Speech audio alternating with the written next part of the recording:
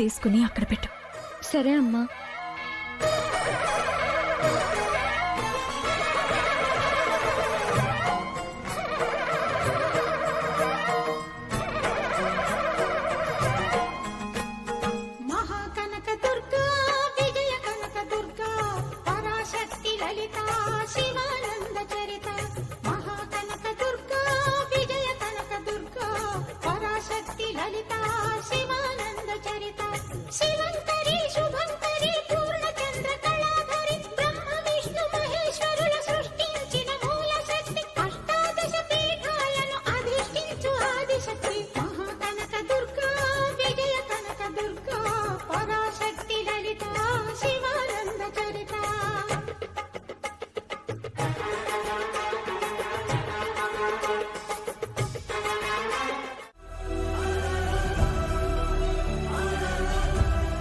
అందులో మా తాత ముత్తాతలు నివాసం ఉన్నారు. స్వాతంత్ర సమరయోధులు ఆతిథ్యం కూడా అందులో అందుకున్నారు. దానికంత చరిత్ర ఉందమ్మా. వివరంగా చెప్పాలంటే కనీసం పక్షం రోజులు పడుతుంది. ముఖ్యమైన కొన్ని విషయాలు మాత్రం చెబుతాను. చివరగా అందులో నివాసం ఉన్నది నా కుటుంబంతో నేనే. నేను, నా భార్య, 4 పిల్లలు, అమ్మ నాన్నలు, అత్త మామలు, 10 మంది పనివాళ్లతో రోజూ కళకళ్లాడుతూ ఉండేది. అందరం సంతోషంగా ఉన్న సమయంలో ఏం జరిగిందో ఏమిటో తెలియదు, కానీ రాత్రి సమయంలో వింత శబ్దాలు వినిపించేవి.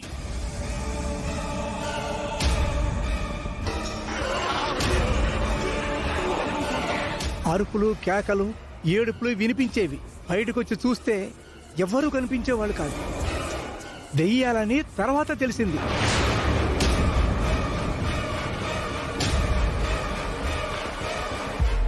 మా కుటుంబం అంతా కోటను ఖాళీ చేసి వెళ్లిపోవాలన్నట్టుగా హెచ్చరికలు వస్తుండేవి. అయినా మేము ఇక్కడి నుంచి ఖాళీ చేయలేదు. సిద్ధాంతులను తీసుకువచ్చి వాస్తుదోష నివారణ చేయించాను. ప్రముఖ పండితులను పిలిపించి శాంతి పూజలు చేయించాను. అయినా లాభం లేకపోయింది. ఆ ఇంట్లో దెయ్యాలు, భూతాలు, ప్రేతాలు ఎప్పటి నుండో నివాసం ఏర్పరుచుకొని ఉండుట వలన అవి ఆ ఇంటిని ఖాళీ చేసి వెళ్ళలేకపోయాయి.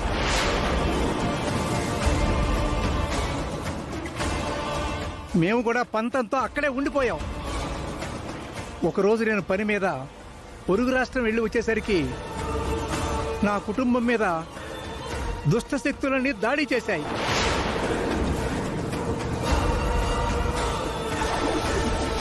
నా పరివారం అంతా రక్తం కక్కుని చచ్చిపోయారు. ఇక అక్కడి నుంచి నా వంశం వారు ఆ కోట జోలికి వెళ్ళిందే లేదు.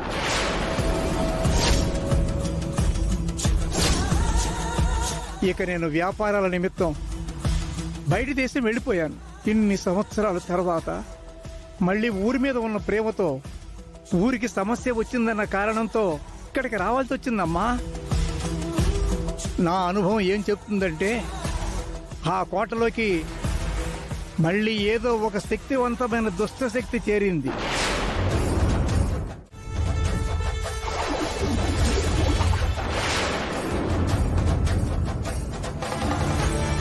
అదే ఊరిని అల్లకల్లోలం చేస్తుంది.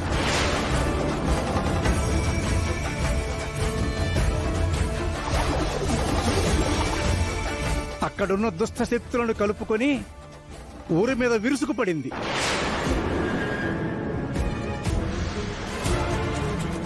ఆ కోటలో ఏముందో తెలుసుకుందామని లోపలికి వెళ్లాలని ప్రయత్నించిన వారందరూ చనిపోయారు.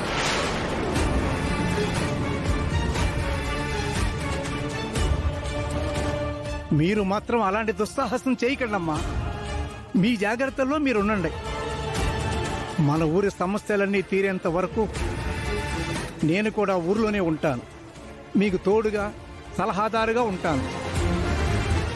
అందరం కలిసి కోట నుంచి దుష్ట శక్తిని తరిమి కొడదాం.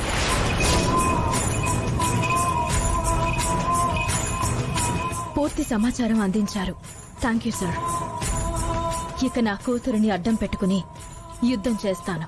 తొందరపడి నిర్ణయాలు తీసుకోకుండా జాగ్రత్తగా అడుగులు వేయమ్మా, లేదంటే నీ బిడ్డ ప్రాణాలకి ప్రమాదం. అలాగే సార్. నా కూతురికి రక్షణ వలయంలా ఉంటూనే నేను చేయదలుచుకున్నది చేస్తాను. ఆ కోటలో ఉన్న కొరివి దెయ్యాల అంతు చూస్తాను.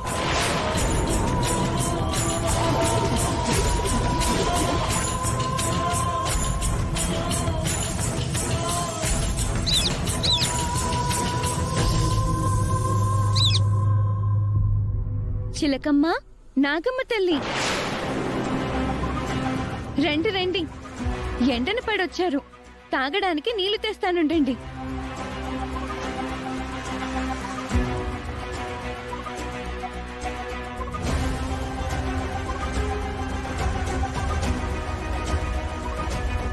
బాగున్నారా బంగారాలు? తాగండి.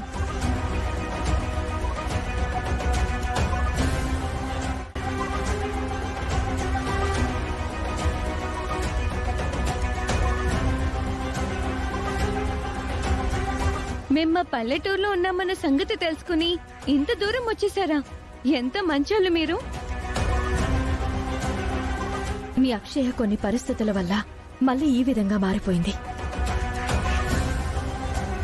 ఇప్పుడే నీళ్లు తాగారు కదా, కాసేపు విశ్రాంతి తీసుకోండి. కాసేపు అయ్యాక పండ్లు తీసుకుని వస్తాను.